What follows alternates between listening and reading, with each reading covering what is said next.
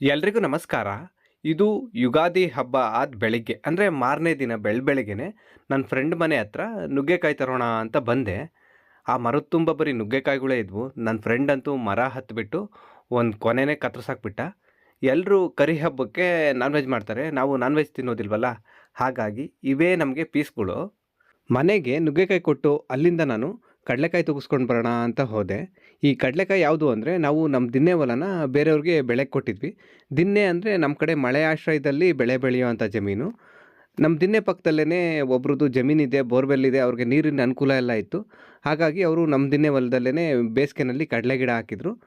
ಹೊಲ ಕೊಟ್ಟಿದ್ದಕ್ಕೆ ನಮ್ಮ ಭಾಗಕ್ಕೆ ಅಂತ ಕೊಟ್ಟಿರೋ ಕಡಲೆಕಾಯಿ ಇದು. ಇದು ಇನ್ನೂ ಸ್ವಲ್ಪ ಒಣಗಬೇಕಿತ್ತು. ಅದಕ್ಕೆ ಹೆಂಗೂ ಚೆನ್ನಾಗಿ ಬಿಸಿಲೈತೆ ಅಂತೇಳಿ ಒಣಗಾಕ್ಬಿಟ್ಟೆ. ಕಡಲೆಕಾಯಿ ಒಣಗಾಕಿದ್ಮೇಲೆ ಹೊಲ್ದ ಹತ್ರ ಬಂದೆ. ಮನೆಗೆ ಕ್ಯೂರಿಂಗ್ ಮಾಡೋಣ ಅಂತ ಕ್ಯೂರಿಂಗ್ ಮಾಡ್ತಾ ಇದ್ದೀನಿ. ಅಂದರೆ ಮನೆ ಕೆಲಸ ಎಲ್ಲ ಮೋಡ್ ಲೆವೆಲ್ವರೆಗೂ ಬಂದಿದೆ. ಈಗ ಒಳ್ಳೆ ದಿನ ನೋಡಿ ರಾಜಯೋಗ ಏನೋ ಇರುತ್ತಲ್ಲ, ಬಸವನ ಜಯಂತಿ ಟೈಮು, ಆ ಟೈಮಲ್ಲಿ ನಾವು ಅದಕ್ಕೆ ಮೇಲೆ ಮೋಲ್ಡ್ ಹಾಕಿಸ್ಬೇಕು. ಕ್ಯೂರಿಂಗ್ ಮಾಡಾದಮೇಲೆ ಕರುಗೆ ಮೇವು ಕೊಯ್ಯೋಣ ಅಂತ ಈ ತೋಟದಲ್ಲಿ ಅಡಿಕೆ ಗರಿಯಿಂದ ಬಳ್ಳಿ ಸಿಕ್ಕೊಂಡೆ. ಅಂದರೆ ಅಡಿಕೆ ಗರಿನಲ್ಲೇ ನಾವು ಹೊರೆ ಕಟ್ಟೋಕ್ಕೆ ಬಳ್ಳಿ ಮಾಡ್ಕೊಳೋದು. ಬಳ್ಳಿ ತಗೊಂಡೋಗಿ ಕರುಗೆ ಒಂದೊರೆ ಮೇವು ಕೊಯ್ಕೊಂಡು ಬಂದೆ. ಆ ಕರುಗೆ ಮೇವು ಹಾಕಿದ್ದೀನಿ ನೋಡ್ರಿ, ಮೇವು ಮೇಯ್ತಾ ಐತೆ. ಅಷ್ಟರಲ್ಲಿ ಮನೆಯಿಂದ ಕಾಲ್ ಬಂತು ಅಡುಗೆ ಆಗಿದೆ ಅಂತ ಹೇಳಿ. ಸರಿ ಅಂತ ಹೇಳ್ಬಿಟ್ಟು ನಾನು ಊಟಕ್ಕೆ ಮನೆ ಕಡೆ ಹೊರಟೆ. ಎಲ್ರಿಗೂ ಒಳ್ಳೆಯದಾಗಲಿ. ಧನ್ಯವಾದ.